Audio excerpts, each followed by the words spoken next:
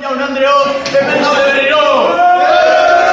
Ate Gorriagako institutuan, bigarren robot lasterketa. Hasi baino lehen, eskerrak eman behar dizkiogu teknologia militegiari, hau guzti hau posible. Eta hasi baino lehen, hemen daukagu gure pasadan lasterketako txapelduna, Asier Marin. Asier, eta bertentxeko prest. Eta beste gideari asko, así que lasterketaren